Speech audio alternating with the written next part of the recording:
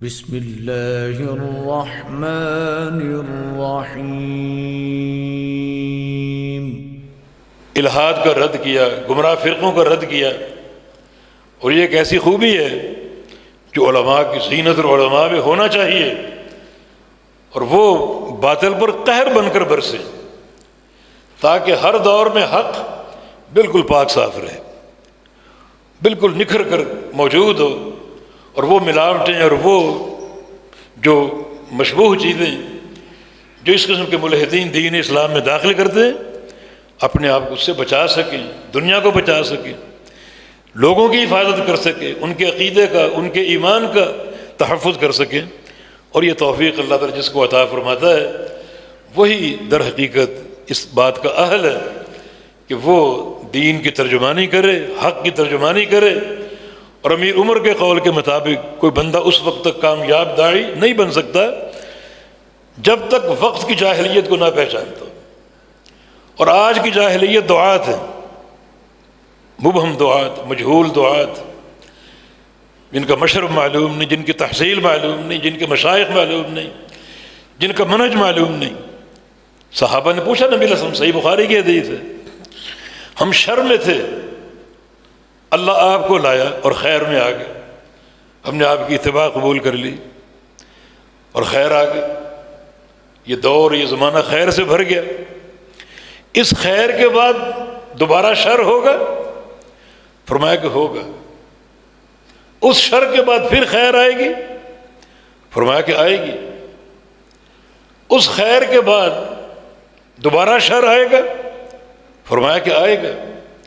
اور آخری شر جو آپ نے بتایا وہ کیا تھا؟ دعات علی ابواب جہنم۔ وہ آخری شر جو ہے، سمجھو کہ دعات، داعی جو جہنم کے دروازوں پر کھڑے ہو کر دعوت دیں گے، جہنم کے دروازوں پر۔ یہ بات اس لیے فرمائی کہ جو ان کی طرف جائے گا، دھیان دے گا، ان کو سنے گا تو دیر نہیں لگائیں گے، وہیں سے اٹھا کر جہنم میں ڈال دیں گے، فوری جہنم کے دروازوں پر کھڑے ہو کر دعوت دیں گے۔ جو ان کی بات سنے گا وہیں سے اٹھا کر ان کو جہنم میں ڈال دیں گے۔ تو میں یہ 10 بستہ عرض کروں گا کہ ایک تو یہ تماش بھی نہیں چھوڑ دو کہ فلاں کو سنیں کیا باتیں ہو رہی ہیں، فلاں کو سنیں کیا ہو رہا ہے، فلاں کو دیکھیں کیا ہو رہا ہے، کیونکہ بہت سے اقوال ایسے ملتے ہیں کہ اس وقت شیطان کی جو شیطنت ہے اپنے عروج پر ہوتی، اور کوئی نہ کوئی چیز آپ کے دل سے معلق ہو سکتی اور آپ اس کے زیر اثر آ سکتے، اس کو قبول کر سکتے ہیں، اور یوں ایک فتنہ داخل ہو جائے گا۔ ابھی آپ نے سنا ڈاکٹر لکھوی صاحب سے، یہ فتنہ جو ہے فَلْيَحْذَرِ الَّذِينَ يُخَالِفُونَ عَنْ أَمْرِهِ أَن تُصِيبَهُمْ فِتْنَةٌ۔ کسی بھی امر سے مخالفت باعث فتنہ ہو سکتی۔ رسول اللہ صلی اللہ علیہ وسلم نے قرب قیامت یا قیامت سے قبل ایک منہج کا ذکر کیا کہ کچھ اقوام آئیں گی تتجارى فيهم تلك الاهواء كما يتجارى الكلب بصاحبه۔ تشبیہ سنیں آپ، اقوام آئیں گے، کچھ لوگ آئیں گے، ان میں یہ بدعات سرایت کر جائیں گی جیسے کلب ایک بندے میں سرایت کر جاتا ہے۔ کلب ایک مرض ہے، بھاولا کتا کسی کو کاٹ لے تو بندہ بھی بھاولا ہو جاتا ہے، بھاولا کتا کسی کو کاٹ لے تو بندہ بھی بھاولا ہو جائے گا، اور اس کا جو اثر ہے اس کے رگ و ریشے میں سرایت کر جائے گا، کوئی علاج اس کے لیے نافع نہیں ہوگا، حتیٰ کہ اسی مرض میں وہ مر جائے گا، ہلاک ہو جائے گا۔ نبی علیہ السلام کیا بتانا چاہتے ہیں؟ یعنی احوا کا، بدعات کا سرایت کر جانا، تشبیہ کیا تھی؟ جیسے بھاولا کتا کاٹ لے تو وہ انسان بھاولا ہو جاتا ہے۔ بتانا یہ چاہ رہے ہیں، بات بدعات کی ہو رہی ہے، اہل بدعت کے قریب جاؤ گے تو جیسے کسی بھاولے کتے کے قریب چلے گے۔ آپ کو پتہ ہو یہ کتا بھاولا، اس کے قریب جائیں گے کہیں کاٹ نہ لے اور میں بھاولا نہ بن جاؤں، اس کے قریب جائیں گے؟ اس طرح کسی بدعتی کا قرب، بدعتی کا قرب اسی طرح ہے کہ اس کی بدعت آپ کے اندر سرایت نہ کر جائے. اپنے اندر مسلک اہل حدیث کی غیرت پیدا کرو، کتاب و سنت کی، توحید کی، عقیدے کی غیرت پیدا کرو. کوئی مجہول بندہ ہو جس کی سند معلوم نہیں ہے، اس کے قریب جانا ایسا نہ ہو کہ اس کی بدعت آپ میں داخل ہو جائے اور پھر کیا ہو، پھر آپ بھی بدعتی بن جائے. جیسے بھاولا کتا کاٹ لے تو بھاولا بن جاتا ہے، اسی طرح کس بدعتی انسان کا قرب آپ کو بدعتی بنا دے گا، اور پھر یہ بدعت کا معاملہ بڑھتا جاتا ہے، پھر وہاں واپسی کا راستہ نہیں ہے.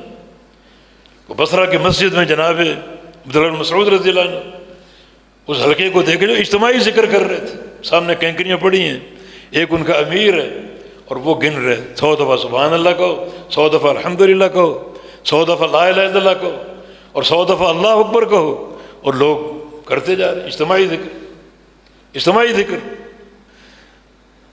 کرتے جا رہے ہیں، اپنے امیر کی اطاعت کرتے ہوئے. ذکر درست ہے مگر اجتماعی ذکر ثابت نہیں. جناب عبداللہ بھی سوچ رہے ہیں کلمات ٹھیک ہیں مگر اس طریقے سے اللہ کے نبی نے ہم سے ذکر نہیں کروایا. ذکر حالانکہ بڑا ایک عمدہ ہتھیار ہے ہمارا، ہماری اصلاح کے لیے، ہمارے غلبے کے لیے، ہماری قوت کے لیے. فاذکرونی اذکرکم، اور اللہ جس بندے کا ذکر کرے اس بندے کو کیا نہیں ملے گا، کیا عظمت نہیں ملے گی، کیا غلبہ نہیں ملے گا. مگر ہم نے اس ذکر کے تعلق سے بہت سی خرافات جو ہیں وہ داخل کر دی. جیسے یہ خرافات کہ حلقہ بنا کے ذکر کرو، ایک امیر کے تحت ذکر کرو. تو جناب عبداللہ دیکھ رہے ہیں ان کا راؤنڈ ایک ختم ہوا، دوسرا شروع کرنے لگے. فرمایا لقد جئتم ببدعۃ ظلما، تم نے نبی علیہ السلام کے دین پر ظلم کرتے ہوئے ایک بدعت کو جاری کی ہے. بدعت ہے یعنی کلمات ذکر صحیح ہیں، طریقہ ذکر صحیح نہیں.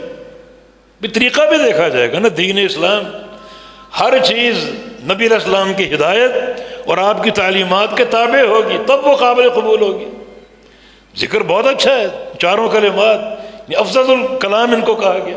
افضل لا نقول سبحان اللہ والحمد للہ ولا الہ الا اللہ واللہ اکبر احب الی مما طلعت علیہ الشمس. کتنا اس کی فضیلت ہے مگر طریقہ ثابت نہیں، یہ بدعت ہے. لوگوں نے کہا کہ آپ ہمارے پیچھے کیوں پڑ گئے، باہر جاؤ، کتنے لوگ گھوم رہے ہیں، پھر رہے ہیں، گناہ کر رہے ہیں، معصیت ہے، ان کو جا کر سمجھا. جناب عبداللہ نے یہاں تک بات کی عدوا سیئاتکم فانا ضامن اللہ یضیع من حسناتکم شیء. یہ جو کینکریوں پر جو سبحان اللہ الحمدللہ کر رہے ایک امیر کے تحت، اس سے بہتر ہے کہ باہر جاؤ، گناہ کرو اور وہ آ کر گنو ان دانوں پر فلاں گناہ کیا، فلاں گناہ کیا، فلاں. وہ زیادہ بہتر. گناہ اگر کرو گے تو گناہ لکھا جائے گا، قیامت کے دن تولا جائے گا. نیکیاں بھی ہوں گناہ بھی ہوں، نیکیاں بھاری پڑ سکتی ہیں، کامیابی ممکن ہے مگر بدعت تو نیکیوں کا صفایا کر دیتی. جو کام تم کرو وہ بدعت ہے، نیکیاں برباد ہو رہی ہیں. گناہ کرو گے کم از کم نیکیاں تو برباد نہیں ہوں گی. فرمایا تم لگتا ہے کہ صحابہ رسول کو بھی پیچھے چھوڑ گئے، یہ کام صحابہ نے نہیں کیا، تمہیں سجائی دے گے. لوگوں نے کیا کہا ما اردنا الا الخیر، ہماری نیت نہیں ہے کہ طلب اچھی ہے. یہ بھی ایک حربہ آج کل لوگوں کا، طلب اچھی ہے، نیت اچھی ہے، ہماری سوچ مثبت ہے، ہم جوڑنا چاہتے ہیں، توڑنا نہیں چاہتے، فلاں فلاں باتیں. ما اردنا الا الخیر. جناب عبداللہ نے فرمایا کم من مرید للخیر لن یصیبہ. کتنے ہی لوگ ہیں ارادہ خیر کا ہوتا ہے، نیت خیر کی ہوتی ہے مگر خیر ان کو حاصل نہیں ہوتی، خیر تک ان کی رسائی نہیں ہوتی. بہت سے لوگ ہیں ارادہ خیر ہے، ارادہ نیک ہے مگر خیر کہاں اور نیکی کہاں اور وہ کہاں، ان کو خیر نصیب نہیں ہوتی. خیر اگر نصیب ہوگی اس منہج، اس طریقے پر جو اللہ کے رسول نے بیان کیا، جس سے ہمارے سلف صالحین تھے. لوگوں نے بات نہیں مانی لوگوں نے. یہ ان کا آغاز عمر ہے. یعنی ایک بدعی راستہ ذکر کی صورت میں. اس حدیث کے ایک راوی ابو سلمہ یہ عبد الرحمن عوف کے بیٹے کہتے ہیں کہ انہوں نے بات نہیں مانی، اور پھر میں نے ان تمام لوگوں کو دیکھا یوم النہروان خارجیوں کے صف میں شامل ہو کر صحابہ کرام پر تیر برسا رہے تھے. یعنی آغاز کیا ہے؟ ذکر کی صورت میں ایک بدعت کا، اور صحابی کی بات نہیں مانی، اور پھر اس میں لگے رہے، مست رہے، آگے بڑھتے رہے حتیٰ کہ خارجی بن گئے. نبی علیہ السلام کا فرمان الخوارج ہم کلاب النار. آغاز سفر کیا ہے؟ یعنی ذکر کی صورت میں ایک نیا راستہ، ایک نیا طریقہ ہے، اور اس بدعت میں قائم رہے، اور شیطان ساتھ وہ بہکاتا ہے، گمراہ کرتا ہے، برغلاتا ہے، اور ان بندوں کو کہاں سے کہاں پہنچا دی، کہاں سے کہاں. یعنی ایک مثبت ان کا راستہ تھا، ذکر سے ان کا آغاز ہوا، طریقہ درست نہیں تھا، صحابی کی بات نہیں مانی، حتیٰ کہ چلتے چلتے خارجی بن گئے اور صحابہ پر تیر برسا. یہ انجام بدعت کا، یہ مالک. تو یہ جو جہالتیں اور یہ فتنے، ان کا قلع کما کرنا ضروری ہے. اپنے اندر ایک غیرت عقیدے کی پیدا کرو، اور اپنے اندر ایک ترجمانی، ایک سچے مسلک اہل حدیث کی وہ پیدا کرو. اور پھر یہ جو ایک منفی راستے، منفی قسم کے لوگ، مبہم اور مجہول قسم کے لوگ، جب تک معرفت نہ ہو، جو ابن صلاح کے الفاظ میں استفادہ، علمی شہرت نہ ہو، مشائخ کا علم نہ ہو، مدارس کا علم نہ ہو، اور بحمد اللہ ظلمات کے اس دور میں مدارس قائم ہیں اللہ کے فضل و کرم سے. علماء کی ایک بڑی جماعت، محدثین کی جماعت درس و تدریس سے وابستہ ہے، اور طلبۃ العلم بحمد اللہ ہزاروں کی تعداد میں اپنی علمی پیاس بجھا رہے ہیں.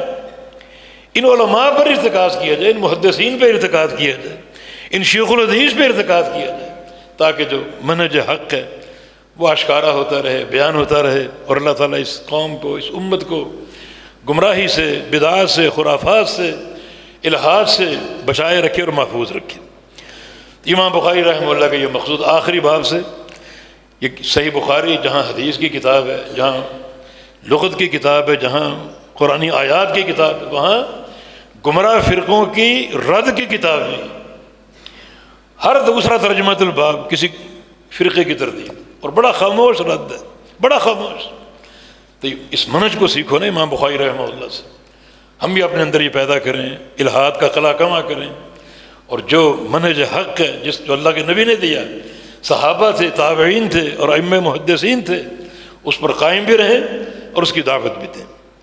اللہ تعالیٰ توفیق دے کہ ہم اخلاص کے ساتھ عمل صالح کریں، جو آخرت میں وزن اعمال کو جو ہے وہ ثقیل اور بھاری کرنے کا سبب بن جائے. بڑا ایک کڑا مرحلہ جو ہے وہ امتحان کا، بڑا کڑا مرحلہ ہے، بڑا کٹھن مرحلہ ہے.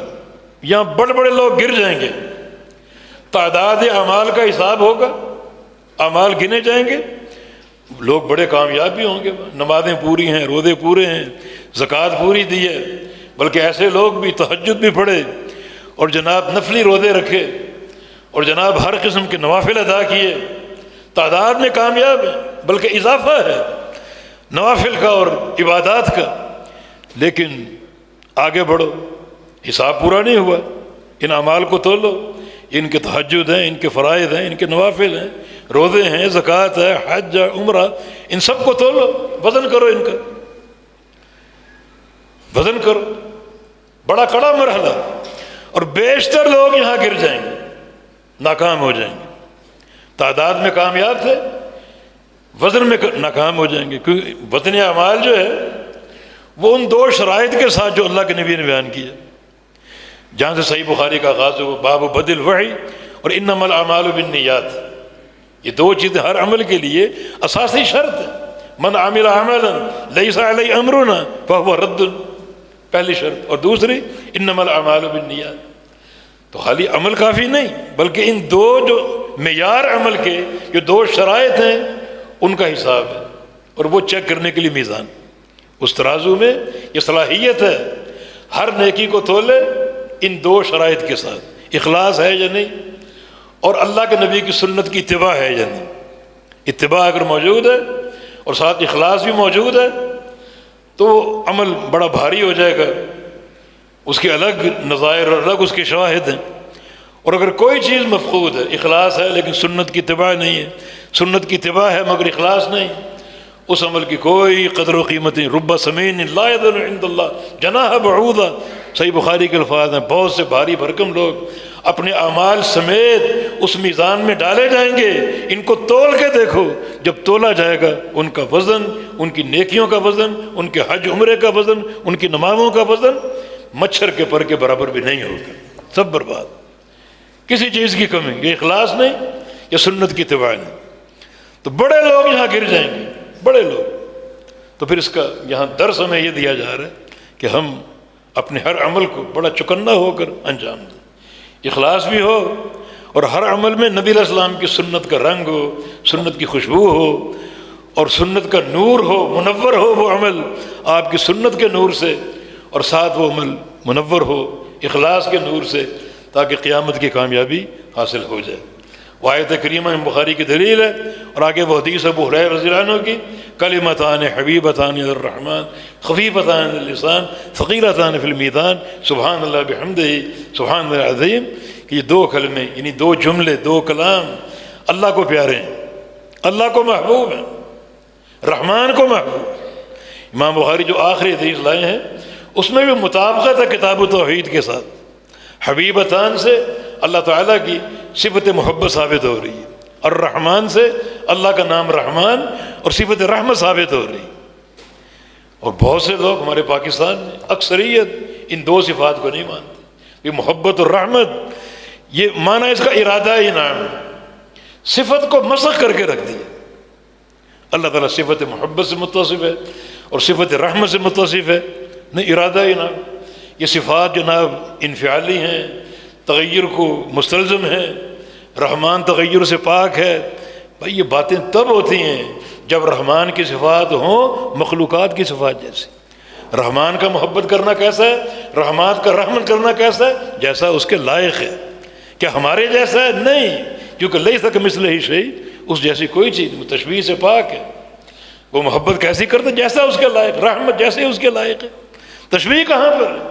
تشبیہ تب ہو جب یہ کہا جائے کہ حبہ کا حبنا، رحمتہ کا رحمتنا، یہ تو نہیں۔ حبہ کما یلیق بجلالہ، رحمتہ کما تلیق بجلالہ، تشبیہ کہاں رہی؟ تو یہ آخری حدیث میں بھی اللہ کی صفات کا ذکر، اور اس پر لمبی بحث ہو سکتی۔ اور پھر یہ دو جو کلمات ہیں اللہ کے میزان میں بھاری ہوں گے، ثقیلتان فی المیزان، تو فی المیزان سے میزان کا اس بات ہے، اور ثقیلتان سے وزن کا اس بات ہے۔ وزن بھی حق ہے اور میزان بھی حق ہے۔ اللہ تعالیٰ المدارس کو قائم و دائم رکھے، جو طالبات فارغ التحصیل ہو کر میدان عمل میں آئیں گی، اور میدان عمل ان کا محدود ہے، گھر کی چار دیواری تک، گھر کی چار دیواری۔ یہ ٹی وی کی اسکرین اور کریا کریا گھومنا عورت کا کام نہیں ہے، عورت کی آواز پردہ ہے۔ وہ کام کرو جو سیدہ عائشہ صدیقہ نے کیا، اپنے گھر کے حجرے کو ایک عظیم یونیورسٹی بنا لی۔ صحابہ آتے، صحابیات آتی، تابعی آتے، تابعیات آتی، اور اسی کمرے سے وہ قال قال رسول اللہ، قال قال رسول اللہ حدیثیں بیان کی۔ تقریباً آدھا علم جس کا تعلق امور خانہ داری سے تھا، گھر کے امور سے تھا، وہ بیان کیا۔ بے شمار علم دیا، منتقل کیا، گھر کے اندر کا علم، کمرے کے اندر کا علم، حتیٰ کہ لحاف کے اندر کا علم، وہ ہم تک منتقل کیا۔ اور پھر اس طرح چراغ روشن ہوئے۔ 2000 سے زائد حدیث نے بیان کی۔ یہی کردار ایک خاتون کا ہونا چاہیے، اپنی چادر کا، چار دیواری کا تقدس برقرار رکھیں۔ اگر ایک حجرے کو مختص کر لیں اہل علاقہ کی خواتین کی تعلیم کے لیے، تو بڑا مثالی کردار ہے، بڑا مثالی کردار جس پر سلف صالحین تھے۔ اور میری بچیوں، میری طالبات کو علم سے ایک شغف ہونا چاہیے، علم سے ایک محبت ہونی چاہیے، اور ان حدود کے مطابق علم کا کام کریں جو کام صحابیات کرتی تھیں اور جو اللہ کے نبی کی تعلیمات سے ثابت ہے۔ اللہ تعالیٰ توفیق عطا فرما دے، اللہ ان اداروں کو قائم رکھے، ان کے معاونین کو قائم رکھے، اللہ ہمارے اساتذہ کو قائم رکھے، اور اللہ تعالیٰ جو ہے اس علم نافع کے سلسلے کو، اس کو پھیلانے کے سلسلے کو قائم و دائم رکھے، مستمر رکھے، تاکہ یہ منارہ نور جو ہے اس سے نور کی شعائیں پھوٹتے رہیں اور دنیا سے جہالتیں دور ہوں، تاریکیاں چھٹ جائیں، اور یہ اس قسم کے ادارے منارہ نور بن کے جہالتوں کو دفع کریں اور علم کو، کتاب و سنت کے علم کو اور اللہ کی وحی کے علم کو قائم کر دیں اور ثابت کر دیں۔ اللہ تعالیٰ ہر شے پر قادر ہے۔ اقول قولی ھذا واستغفر اللہ لی ولکم وآخر دعوانا ان الحمد للہ رب العالمین۔